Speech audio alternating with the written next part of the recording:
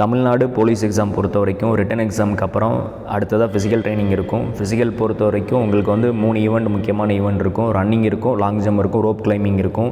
இதில் ரொம்ப சேலஞ்சான ஈவெண்ட் அப்படின்னு என்னென்னு பார்த்தீங்கன்னா ரோப் கிளைம்பிங் தான். ஸோ இது மட்டும்தான் உங்களுக்கு வந்து பெரிய சேலஞ்சாக இருக்கும். மார்க் வந்து இதில் ஃபுல் மார்க் எடுக்கிறதுங்கிறது ரொம்ப சேலஞ்சான ஒரு விஷயம். ஸோ இதுக்கான ஒரு டிப்ஸ் வந்து நம்ம அகாடமிலேருந்து இப்போ கொடுக்குறோம். ஃபஸ்ட்டு வந்து ரோப் கிளைம்பிங் நீங்கள் ஸ்டார்ட் பண்ணுறீங்கன்னா ரெகுலர் ப்ராக்டிஸ் பண்ணுங்கள். சரிங்களா? நீங்கள் இருக்கிற ஸ்டேஜிலேருந்து இம்ப்ரூவ்மெண்ட் கொண்டு வாங்க.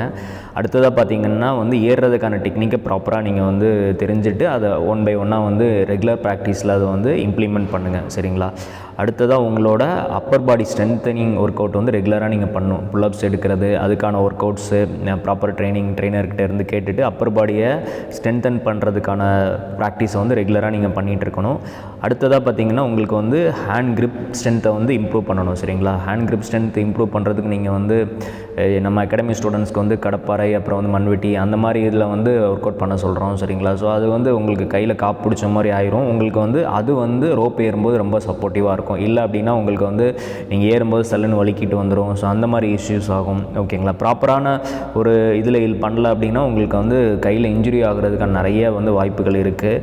ஏன்னா உங்களுக்கு வந்து மேலே வரைக்கும் போயிடுவாங்க ஒரு ஆர்வத்தில், கீழே வர தெரியாது, சல்லுன்னு பிடிச்சிட்டு வரும்போது கையை கிழிச்சிரும். பட் அது உங்களுக்கு அந்த காயமாயிடுச்சுன்னா அது சரியாகி நீங்கள் பண்ணுறதுக்கு வந்து ரொம்ப டைம் எடுத்துக்கும். ஸோ அந்த மாதிரி ஆகாத அளவுக்கு கேர்ஃபுல்லாக ப்ராக்டிஸ் பண்ணுங்கள்.